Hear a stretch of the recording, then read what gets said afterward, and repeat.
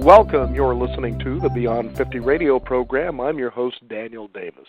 Many times on our program, we try to find ways for people to unclog all the emotional barriers that may be inside of them as they approach midlife and realize, have I been just kind of running away from dying with fear, anxiety, and phobia? Or am I truly about ready to embrace life since I feel like time is just about run out and I need to do something about the dreams that I've held back for so long? Joining us here on the Beyond 50 radio program today is going to be someone who I think will kind of take some windshield wipers and sort of wipe away that foggy thinking that's been keeping us tied and bound from getting our lives to be what we'd most like to experience.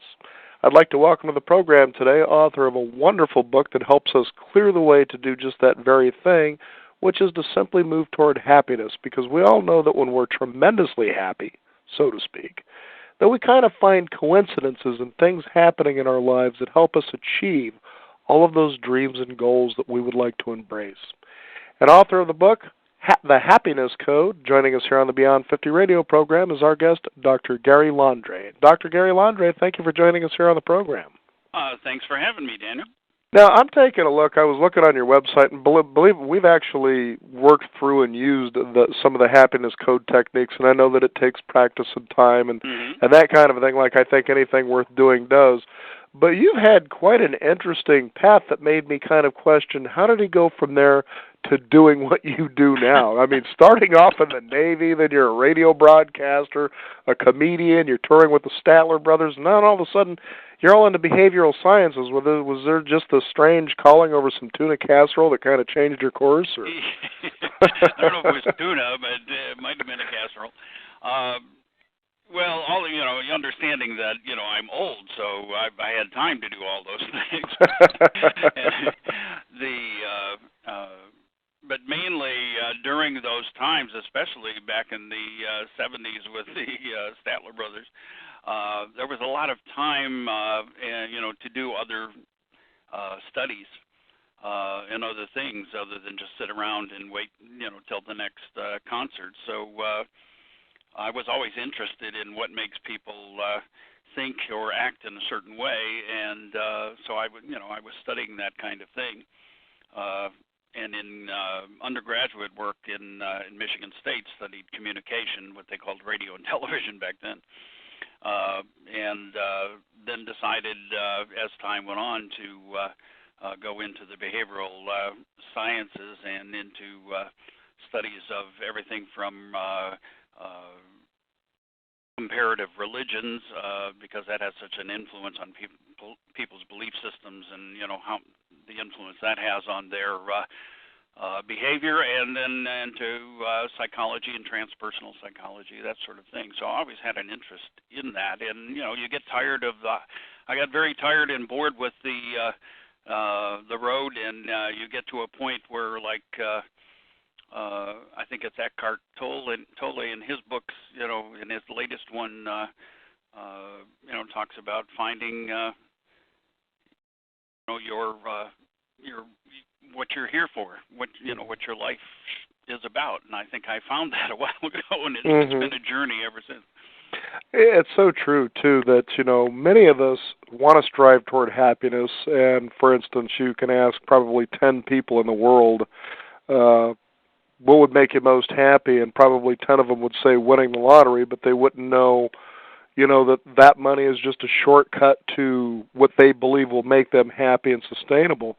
So you wonder, if that's so true, why we kind of go around with such clouded thinking and perceiving the world through old experiences, and frustrated that we're not finding ourselves, for one, discovering what our life purpose is, but then doing something about it. Yeah, well, most of it that holds us back is fear. Some people say the opposite of love is hate, but actually it's fear. And when we have those fears, we get all caught up in them for various reasons. And when we're living our life through our past, and there's guru after guru has written books talking about how, including medical doctor gurus like Sarno, and his book, the latest book, The Divided Mind, talks about how our past stuff, and is causing us to repress, certain angers and emotions because we're not supposed to have those kinds of things, and those are causing everything from chronic back pain to fibromyalgia and asthma and you name it, all those things on a physical level, not to mention on a emotional level, the anxiety and depression. In 2005, the latest study showed that 170 million prescriptions for antidepressants in this country alone, not counting refills. That's just close to about the half of the U.S. population. Isn't that just awful? That's astounding. Yeah. And here we're in America, home of the free. Yes, and some of those people, you would say, how's your life? And people get unfortunately desensitized to a point about their discomfort in life. About their emotional issues, and they think it's normal to feel the way they do. And believe me, it is not normal to be chronically depressed or anxious or any of those things. And those drugs do nothing more than mask the symptoms. They don't really fix anything. The neuroscience has gone about things. Well, they've discovered the right things, but unfortunately, people, in the medical world, in most cases, especially in the drug industry, tend to go at it backwards. Neuroscience shows that it's our thought patterns that create our brain chemistry.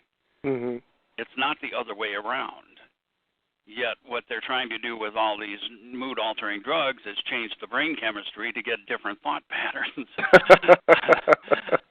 And that's not. It's sort of trying to run as fast as you can so your shadow can't catch up with you. That's a great analogy. I love that. There are methods now that I talk about in the Happiness Code book that are incredibly easy to use, and when used properly can change the threat pattern basically from those thought patterns, so the brain chemistry is no longer, using chemistry that supports fight or flight. Mm-hmm. I was just thinking too, Mr. Landre, is that there was some time ago, for the first time, I tried hypnosis. Mm-hmm. And I was describing, he says, well, tell me what you would like to kind of clear out or what you'd like to do, because I found, just probably like a lot of other people, that I don't dive into my passions like I want to, or if I do, I don't stick with it, when you have those disappointments and you kind of fade away. But one of the things that I was talking about that he brought up too is he says, I believe that you have a fear of authority.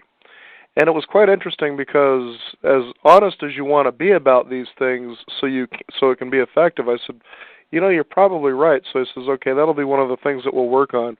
And when you talk about the mind and body connection, as you were saying about fight or flight, there was this anxiety that I would have no matter where I worked when a manager, a person of authority would show up.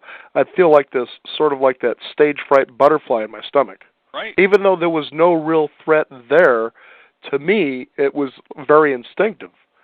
And so in this session, he did that, and I noticed that it totally cleared. And I said, I can look at these people right now straight in the eye as though they're totally equal with me, and it isn't a fight or flight. It isn't a flight situation, but I'm actually standing there present with them. Mm-hmm. And that's powerful to know, just something even that subtle that somehow it got cleared, that I'm now clearly in the moment with this person without any anxiety. And this could have been something that happened years ago, maybe when I was in grade school or whatever the case is, but that I carried it that long, and so you can become afraid, for instance, to ask authority figures for things that you need or things that you want to move you forward. Absolutely. Most of that is, basically, this is the way I put it. Everybody on the planet is suffering to some degree of post-traumatic stress. Mm-hmm. They don't usually label you with that unless you're in a bell tower with a gun, but it's still... Or in a post office. Yeah, right. It's still the same thing. Right. We can joke about it, but it really is, running our lives. We live our lives through our past. All of our anxiety we feel today about anything is a product of our past. All of the anxiety we worry about, those things we worry about, the yes buts in the future, are all a product of our past. We have, like, when trauma happens to us emotionally or physically, even worse is both at the same time, that landmine, our mind for our protection, the amygdala basically, lays a landmine there when it comes to that issue, and it's a non-analytical process. And many times it even includes other pieces that were just in the location of that issue that had nothing to do with the problem. Might have been the color of the walls, or some song that was playing in the background, and it will hang on to those as part of the problem. So anytime you're in that, those things pop up in your life in any form, you're feeling anxiety. And now you go through your entire life, and we have a lot of that happen as children because we don't have any coping skills at all as kids. So it really, that begins it all. But then everything else gets compounded on top of it. You'd be in therapy forever trying to figure out how to, what stuff is connected to what. That's why I talk about, emotional detoxing, using these new techniques of energy psychology, basically. They're known as, in other language, they were originally called thought field therapy, or TFT for short, and Callahan started that. Should have won a Nobel Prize, except it was such a threat to the industry financially. And then it was, changed names and forms into lots of different things. I talk about the various names in my book, but I call it the happiness code, but EFT is another name for it. And the techniques and the way to use the techniques now are what's important. The techniques are there. How do we use them to our best advantage? Otherwise it's like saying I own a hammer, but how do I build a house? The hammer is just a tool. Well, the technique now has become the tool. How you use it is another whole thing. And used properly, it can be just incredibly easy to make your life a much happier place to be. And if you are happier, guess what the people around you are? Oh, absolutely. I was just thinking as you were describing that is the fact that people, they want to be happy, but they always search for external resources that will actually help that happen. When we realize, just as in The Wizard of Oz, it's inside of you all the time. Anything you will ever need is inside of you. But you can see, as you were talking about the post-traumatic stress disorder, it can be a little thing that builds big over time, or it can be a huge thing that just stays there. Now, in the happiness code, you talk about how you do what's called, I guess, an emotional detox. And this is where you really do a lot of weeding and cleaning, I guess. Let's talk about how that works. And as the listeners are tuning in here, maybe what they can do as they're listening to you describe this. Okay. The technique basically uses specific energy meridians of the human body. I call it the computer keyboard of the emotional system, to turn off alarm signals that are attached to those specific thought patterns in the brain that have been logged away as threats. It's as simple as just taking a moment to think about something that bothers you. Basically in computer language, you bring up the program. Hitting the keys in the right order while that program is up, and the program is changed. No more upset, and in most cases that has lasting results. The kind of upset we're talking about is fears, phobias, anxiety, panic attacks, anger, depression, grief, post-traumatic stress, and any other emotional self-limiting conflict that's blocking our road to happiness, as you say. It's the technique is so easy to use that people. That's one of the problems is that it's so easy to use. People can't believe that it would work, but unless they actually try it, they're right. It won't if they don't try it. It's like getting a self-help book that promises the world, but then you don't do any of the exercises, and then you think, I'm out $14. Yeah, absolutely. And I see people that that act that way, and it never ceases to amaze me because this technique is so easily demonstrated. In the beginning of the book, I tell people the very first page says to before you buy this book, you might want to try this exercise. And I basically tell them to think about something that they're really afraid of, like spiders or something like that, or think of something in their past that really bothers them still when they think about it. Rate that from a scale of 1 to 10, 10 being the worst they can even imagine feeling, and 1 being no bad feelings at all. And now, while they're holding that thought in their mind, not trying to make it better, people screw this up if they try and use positive thinking, but while they're actually just thinking about what bothers them for a moment, they go through a series of touching various, certain sequence of touching these various places on their own body.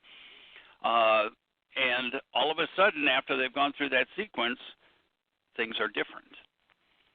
And I ask them, I tell them, I say, okay, now, how do you feel? Rate that again. And in even fumbling through it, it has an 80% success rate, which is incredible in the world of therapy.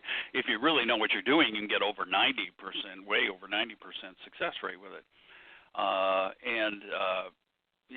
The simplicity of it is one of its Achilles heels, because people just don't think anything that simple could work. I tell people in my own clients, I tell them, look, this is like having your own fairy godmother with you. Because it will dissolve anger and all these other things. And the more that you go back in your past, and I call it emotional detox now, or emotional makeover is a nice warm fuzzy term. I originally called it the dejunkification process. And I got that from one of my clients who came in just happy as a clam with feet. And she was saying that this is wonderful, I love it, I'm dejunkifying my life. And I thought, wow, that's a nice non-clinical term. I like that. I don't, mind if I use that. And she allowed me to steal that term from her. But it really is about, it's that easy to end something. I mean, I've had people in my office that have suffered the worst tortures you can think of humankind can put onto people. And if you try to discuss it with them, they lose it right there. And after taking them through this sequence, sometimes just one time, they're not only discussing it, they're not feeling any upset from it. If that isn't the closest thing to real magic you can find, it's incredible. And I was going to ask you, Dr. Landre, is that when you talk about the happiness code, I mean, there are just stacks and stacks of books out there and CDs, and as you were saying, there are a lot of doctors and gurus. Everybody seems to have the light and the way through the tunnel. How do you see the happiness code probably separating itself from the sea of everybody promising you happiness and prosperity with what they have to offer? Yeah, well, this is the problem with those people you mentioned, and I mean, there's nothing wrong with them suggesting that the world would be better if you could think the way they want you to think. But it's real easy to tell somebody, if you forgive your mother of the injustice you hold her up, for, then your life will be better. And every time you think of your mother, you want to kill somebody. Right. So how do you do that? And what happens is people, are told things like that, and they can't get to the point, so they beat themselves up even more, so self-esteem goes down the drain, and now they're in worse shape than they were in the first place. The problem with all those gurus is they tell you the way you should feel, and if you looked at the world this way, things would be better. But it's easy to say. It's another thing to do. Unless you actually have a method that is viable and easy to do, so people would actually do it, and could do it on their own without a whole lot of direction, you're wasting your time. And everybody talks about, meditate. Well, most people don't know how to meditate, and meditation doesn't always fix anything. It kind of maybe covers over a little bit and, makes you a little less nervous about some things, but it's really not that fast of a tool, for one thing. It is a great tool for some things in people's lives, but I don't want to totally poo-poo meditation because it does have Right. some great benefits. But when it comes to dealing with all these other issues, that's a long road to go. And if I have a pill that can, I guess I put it this way. Here, I wrote this down because I really like the way I put it. Mm-hmm. If I was to give you or offer you a pill that could take away or reduce anxiety, increase your contentment, would you take it? Suppose further that the pill has great variety of side effects, all of them good. Increased self-esteem, empathy, and trust, even improves memory. Suppose finally the pill is all natural and costs you nothing. Would you take it? Well, I'm here to tell you that, hey, the pill is there.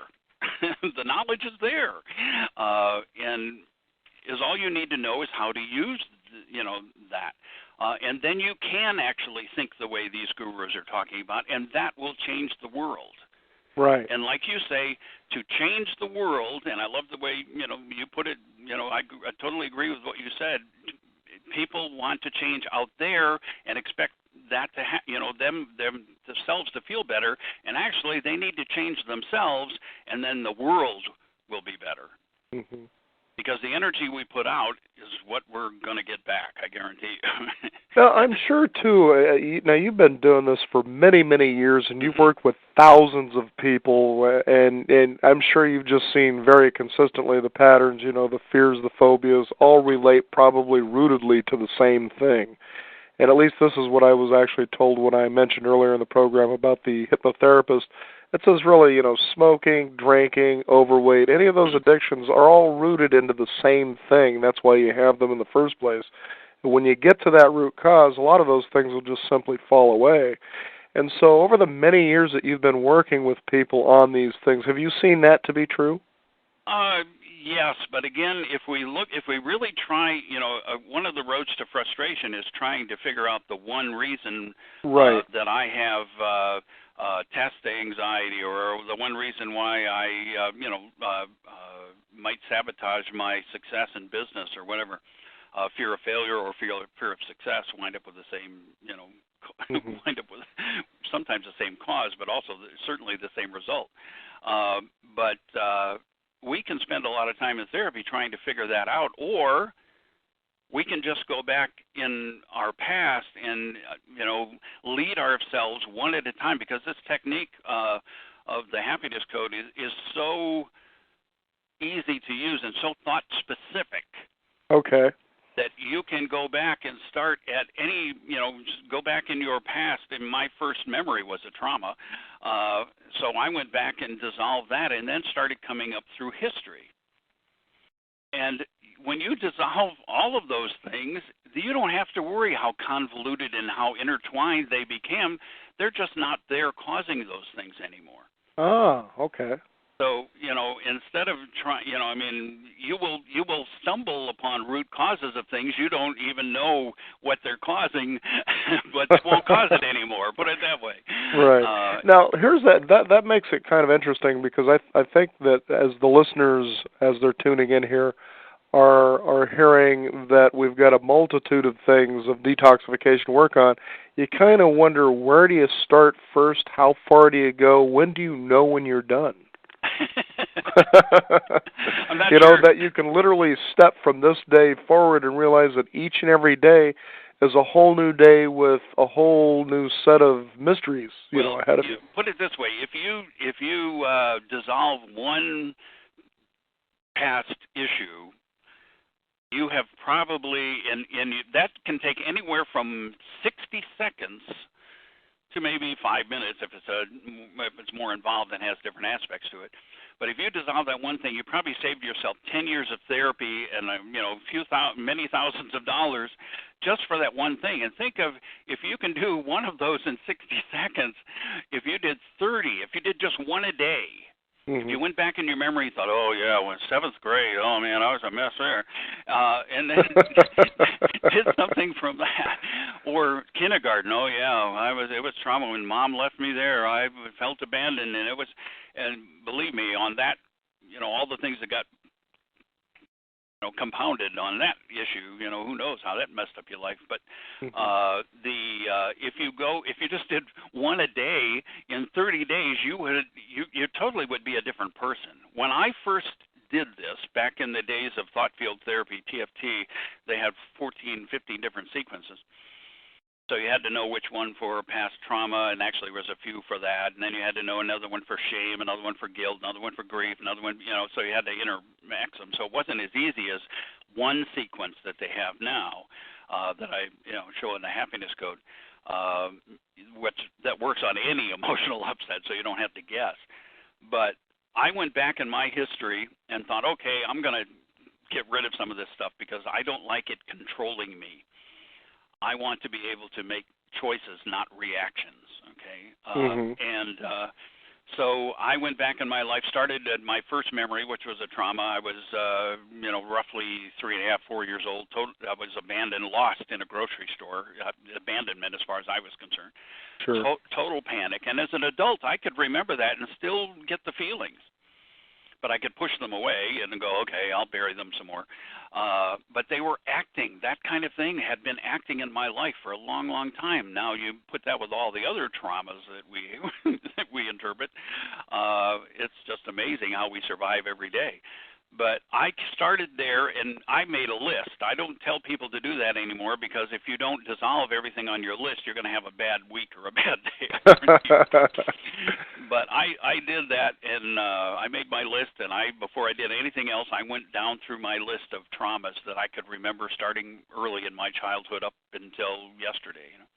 And I dissolved one after another, and I felt each one, it was like fun for me. It wasn't traumatic. It was like, wow, because it was like somebody lifted a brick off my shoulder every time I did one. It was just, wow.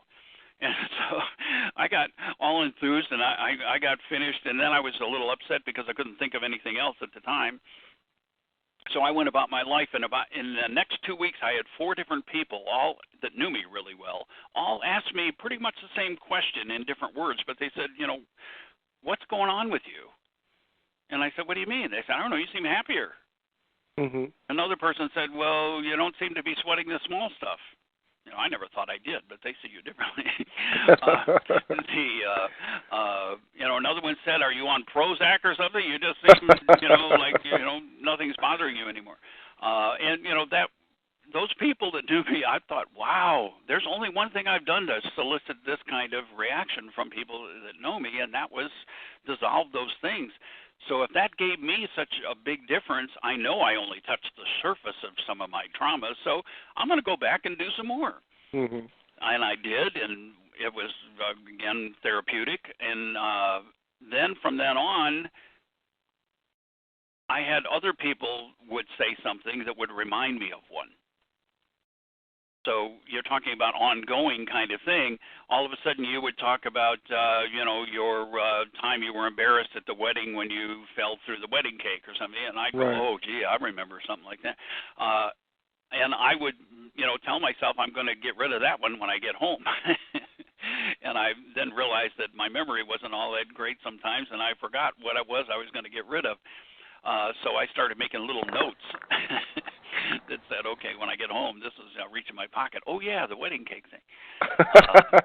And I would get rid of it because I knew that if that went back in the archives, that was controlling me with negative energy and negative emotions. And believe me, our lives are, they're all the sicknesses and, everything from immune system issues to cancers and everything else has been now linked in one way or another to negative emotions that are repressed and held in us. There's, more proof every day of those kinds of things. So, gee, I don't want to set my system to be, that vulnerable to all that kind of thing going on as best I can. And that's why I say there is no such thing as wellness. Everybody's got a wellness now idea or a wellness clinic or a wellness kind of thing. If they're not dealing with emotional detox included in all their other things of vitamins and exercise and all these things, they're not really giving you wellness. Mm-hmm. It's just as I listen to you talk about this, it's amazing how when you say, well, you may forget about some of the traumas in your past, but somehow something comes along and will remind you of that, and then you're saying through this technique, which really doesn't take all that long at all. I mean, you could probably duck away for about 60 seconds. Yep, and it would go on forever. And just kind of you eliminate that right there, and we've all heard the cliche or the saying, what you resist persists. But I wonder sometimes, even today as we talk, whether how many people really understand what that means and what they're looking for that they're resisting as it persists. But you're simply saying that it's sort of a quantum way, a God way, if you will, of the world working through you so that you can clear all this so that your light begins to shine. Absolutely. If you're looking through light with a little pen light, looking through life and your light is shining, a little pen light, if you want it to become as bright as the sun, then you need to get rid of some of that stuff.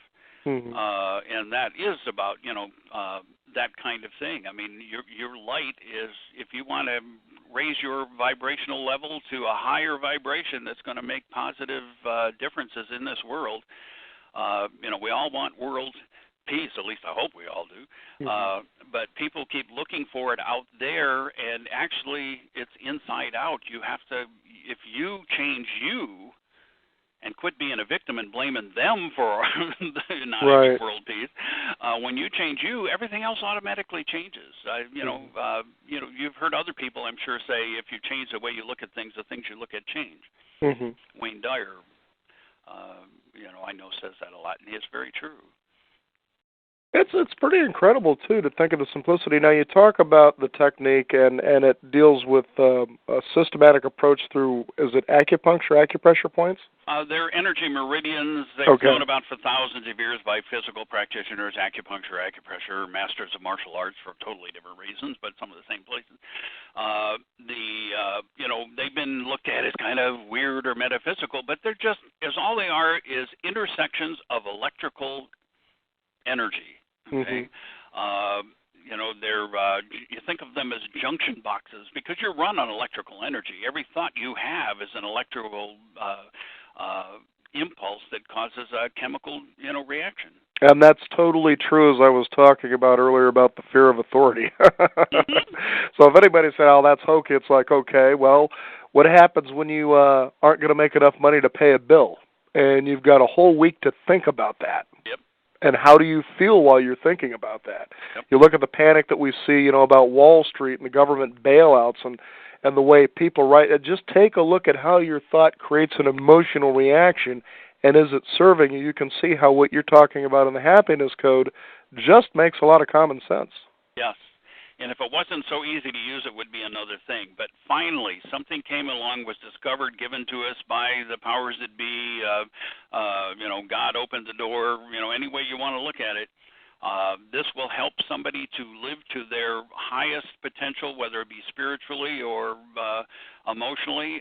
It will help, if you're a Christian, it'll help you be a better one. If you're a Muslim, it'll help you be a better one. If you're Jewish, it'll help you be a better one. If you're agnostic, it will definitely help you to be a better one.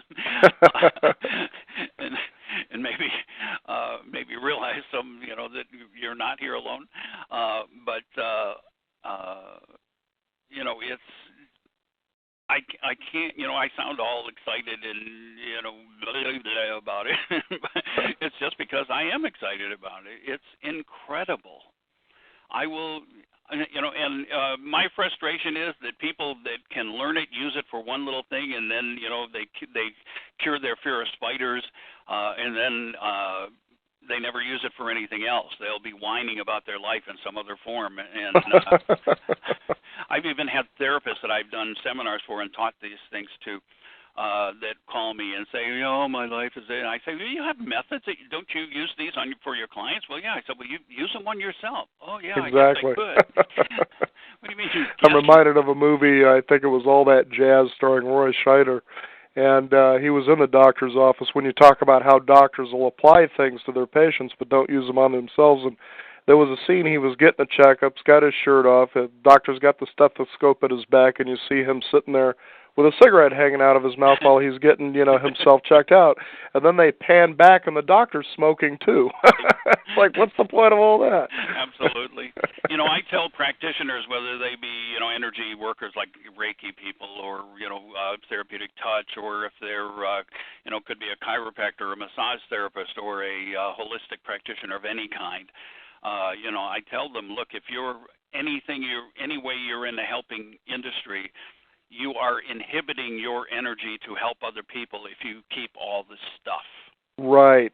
Totally agreed. It was the late Dr. Buckminster Fuller who used to say, the more that I serve others, the more effective I am. Absolutely. And the more that you release your own things that are keeping your vibration down, the more positive energy you have putting out, which is going to amplify your success with other people, helping other people. So people, they owe it to themselves. But people get sometimes addicted to their pain, Mm-hmm.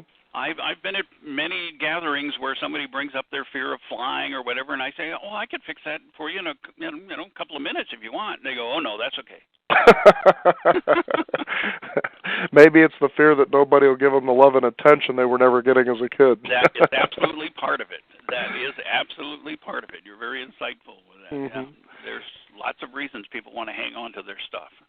Now, I think the beauty about what you presented here is that people could go out and they could buy the book, The Happiness Code, or they can go to a website where you actually have available there the code key sequencing that they can do to actually expunge all this grime and grit that's inside of us that keeps our light from shining. Why don't you talk about that a little bit? Yeah, absolutely. They can go to thehappinesscode.com, and you have to put the word "the" in there, also thehappinesscode.com. And they can download for free that sequence that I'm talking about.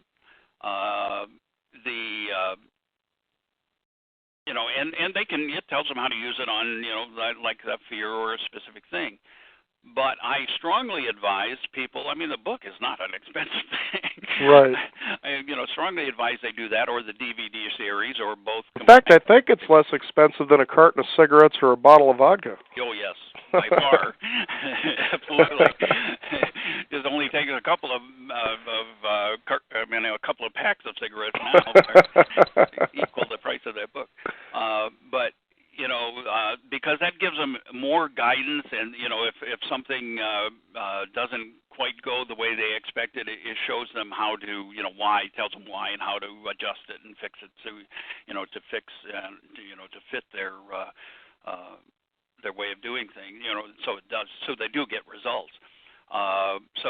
There's everything from there's enough information available from using the book and using to improve myself with that. If they have questions, obviously they can email me too. But there's a DVD series that takes them through things, gives them all kinds of information, and even if they're a practitioner, it would help them to be a better one. In using these techniques. But it is available. It's they can go from free for limited information, and then they can go to as much information as they want. We're going to be doing some webinars soon. That'll and if they've downloaded the code, and give us permission to contact them, we can even let them know when those things are there, because we don't contact people that don't want to be contacted, even if they give them a free download. Now, there were a couple of things I was going to ask, but the first one is as I'm looking at the website where you actually have the PDF download for people to do the emotional detox, and I've actually done the technique myself, and it seems to work. I don't know if you sort of like feel a wham-bam like you would with an electric shock, but I bet people have probably said to the question, I can't really tell if this is working or not. Yeah, well, most people, you see, that's why it's very important to, I tell people, I always write down the number they give me. I say, on a scale of 1 to 10, where is this, where do you feel, say, something, let's do something simple, like a fear of spiders, let's say. Okay. That's not simple to someone who has that phobia, but, it's, scale of 1 to 10, when you think of a spider, where's your fear? And, they usually say 10 if they have a major phobia. And so I have them write that down because afterwards they're going to question that they ever had it really, because it's just not going to. They're not going to relate to it as an issue anymore. Mm-hmm. And that's one of the problems of the technique too. People's minds will wander. They say, "I can't hardly think of it anymore." And that's because the thought just doesn't have the root and the power that it used to. Absolutely, and the power of the negative power is gone. So. Some of the times people have to be reminded that they actually had that issue. It's a good problem to have, I think. Yeah, no, I didn't.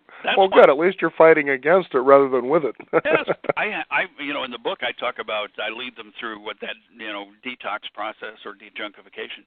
And some people say, well, what if I can't remember stuff? Well, it tells you how in the book to remember it. I give you some memory joggers and all sorts of things.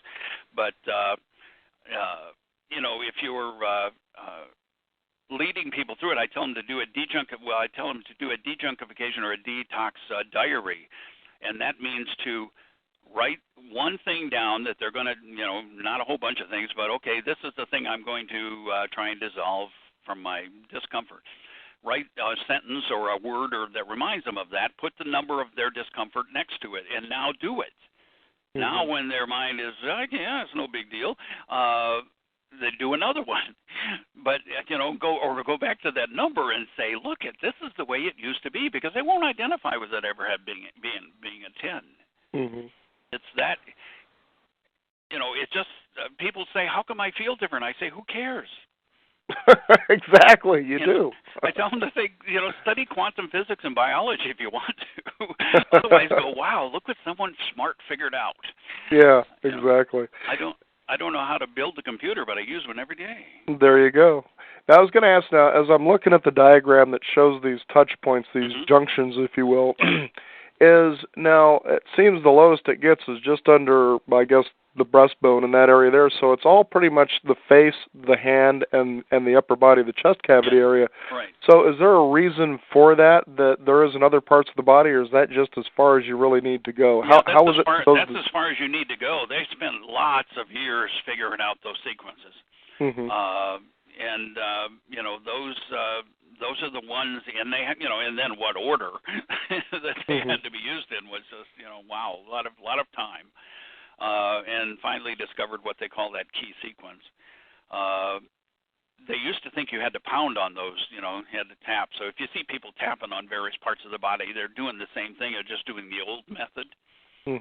They found that, your energy system is very sensitive. You don't need to be pounding on it. Just that touch for about 4 seconds in each place is plenty.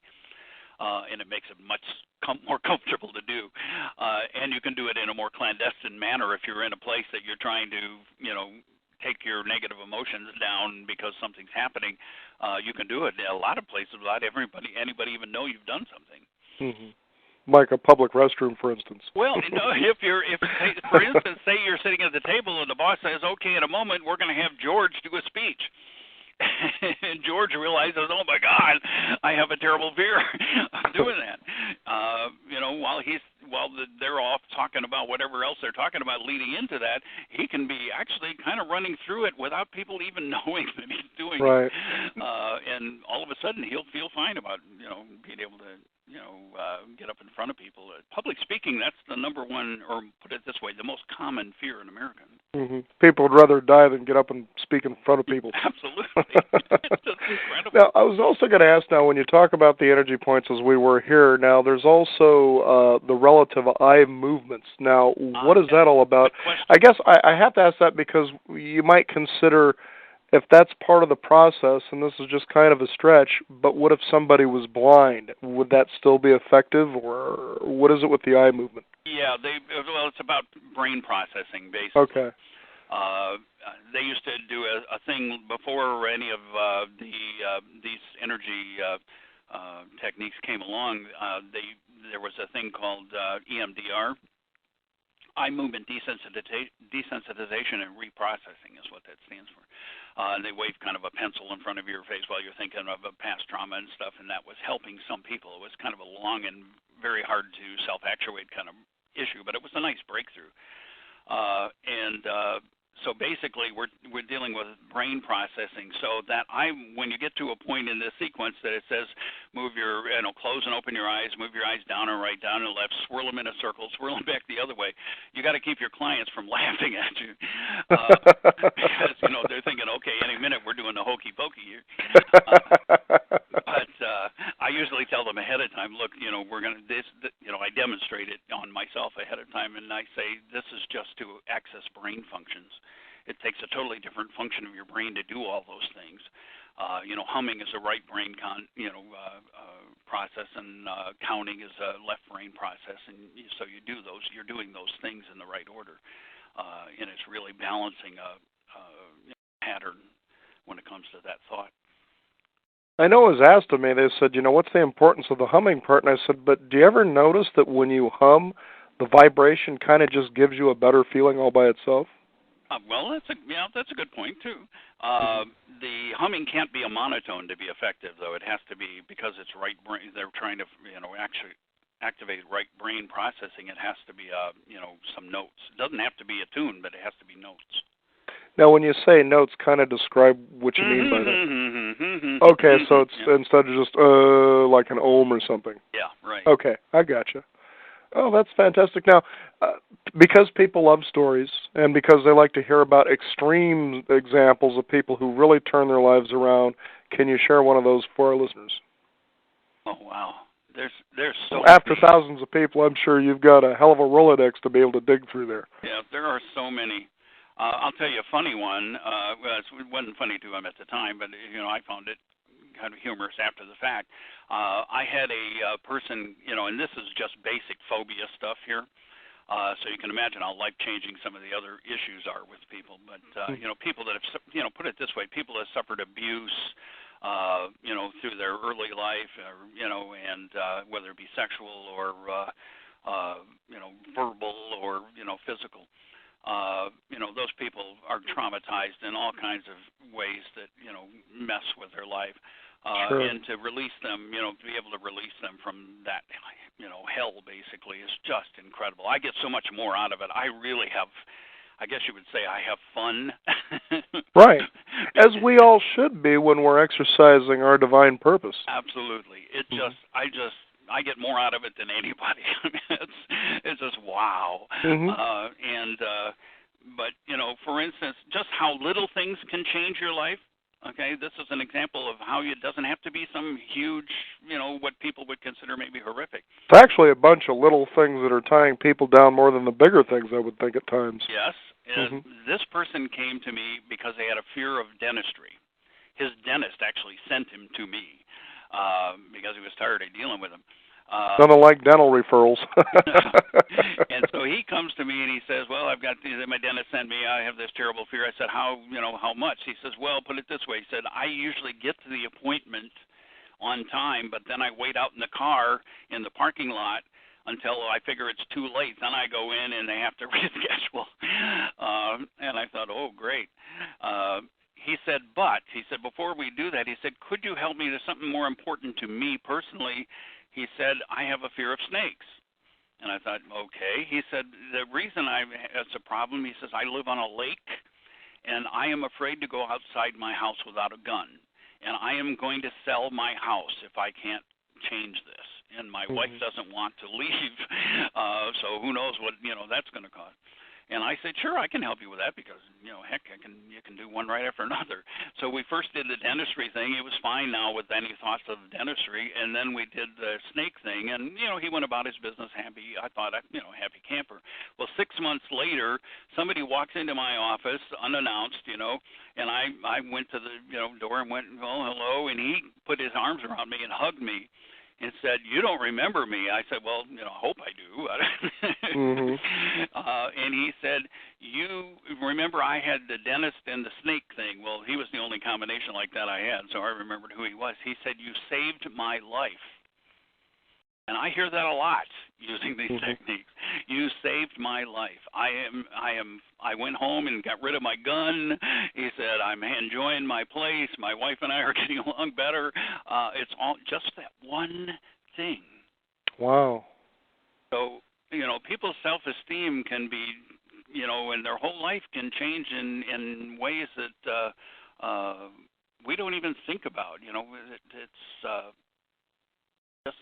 so if you think, if just on that simple level, what do you think really detoxing your whole emotional system would do for you?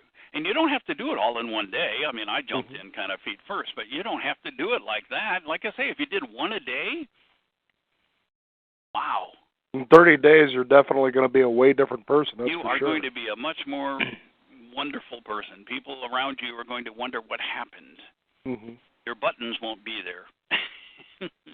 But just think about it. People want to go out and help the world, and that's great. They want to feed the poor, and they want to donate this or do that. I mean, all of those things are wonderful things, and I want people to continue to do that.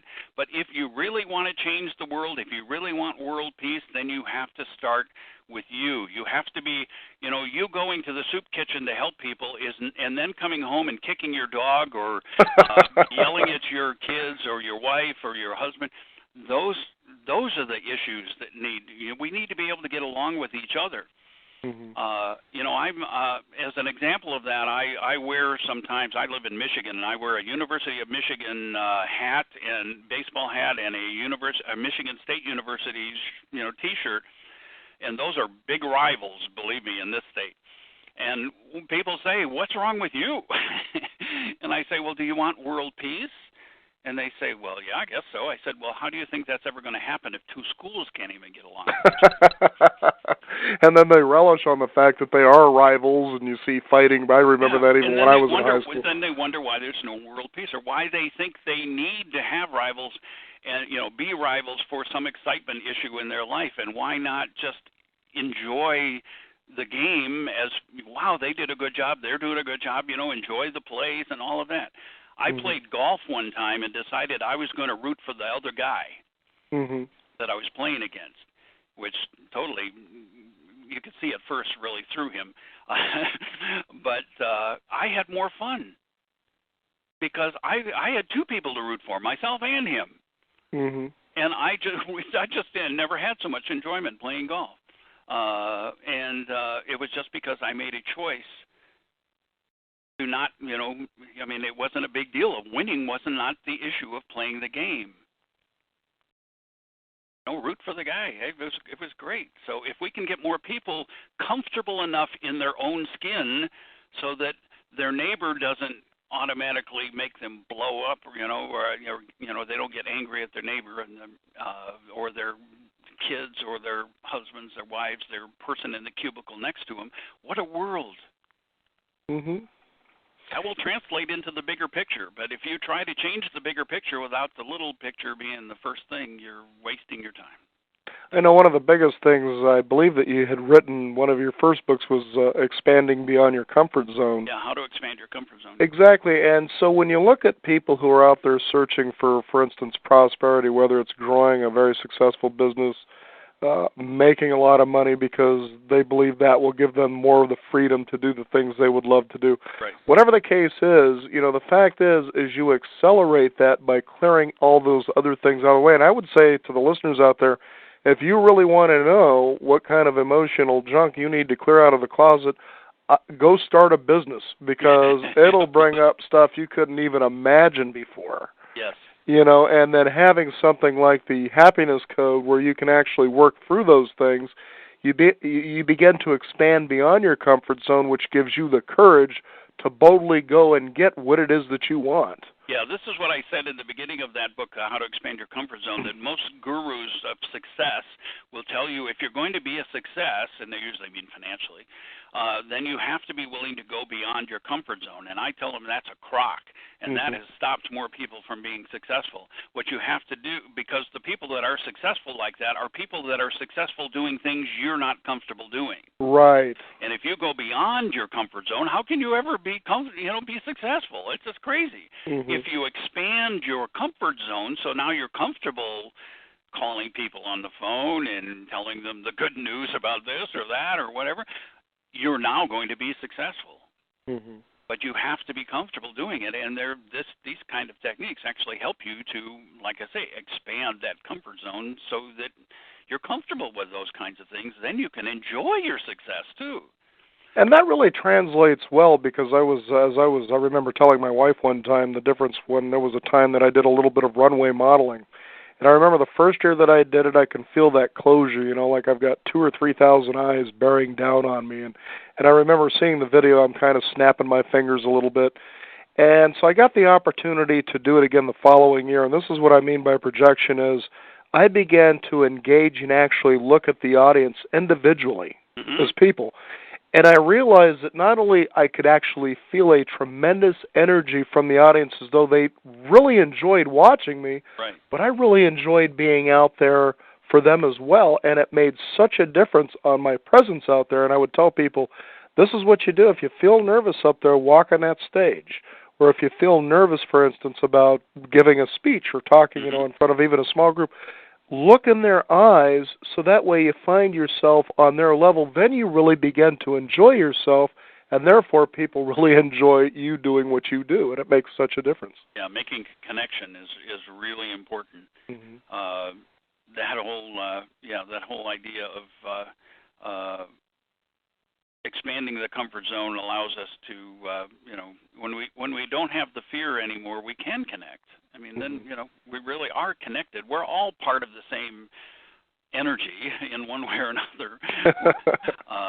We're all connected in one way or another. So if we can make those connections really positive, that will change the world. That's really what it's all about. Now, what are some of the upcoming things that you have going on that our listeners might want to know more about?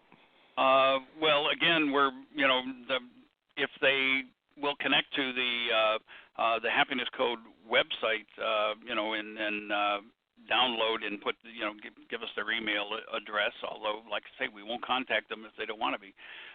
But if they say, yeah, it's okay to contact me with information about upcoming things, whether it be maybe I'm doing a talk in their area, a live, seminar, or whether or not we're going to do a webinar series where that they can, get on the web for free and get more information.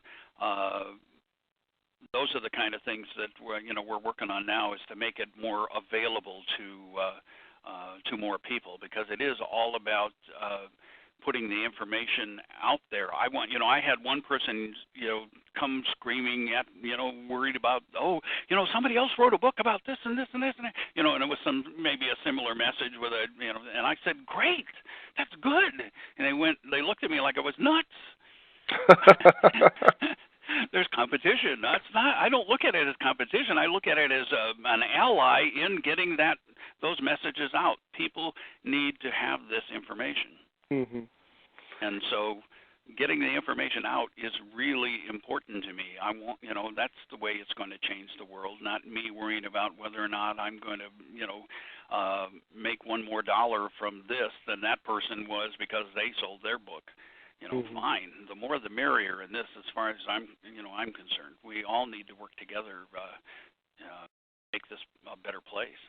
I think you actually bring up a really interesting point, too, when you think of abundance, that somebody is concerned, somebody comes into competition, and that might remove an abundance that you have, but then you hear the true message, which there's plenty of abundance for everybody. Yes. And the fear, if we have that fear, guess what? We're just going to keep perpetuating that. Exactly. Well, Dr. Gary Landry, it's been a real pleasure to talk with you. Like I said, I've used the book, and sometimes you kind of wonder, is this really working? But it's a habit that you just have to keep working at and keep, getting it, right for the most part so that it does become effective. And I'd really like you to go ahead and give out your website again. It's thehappinesscode.com. Well, very good. Well, Dr. Gary Landry, thank you for being with us here on the Beyond 50 radio program. I feel happier already. I appreciate your time, and they can also get the book at Barnes & Noble, too, if they want instant gratification. Okay, well, thank you again very much. It's been a pleasure. Okay, thank you, Daniel. So there you go. The next step is yours. Step into the responsibility of becoming happy for yourself, because you can't get it from the outside. You just see the outside results of what's already happening from your inside, and the Happiness Code can take you there. I want to thank you for tuning in. This is the Beyond 50 radio program. Also, be sure to visit us at our website at beyond50radio.com. That is the number 50 with a 50, and sign up for our free weekly e-newsletter. Thank you again for tuning in. This is the Beyond 50 radio program. I'm Daniel Davis, and remember, live your day past halfway.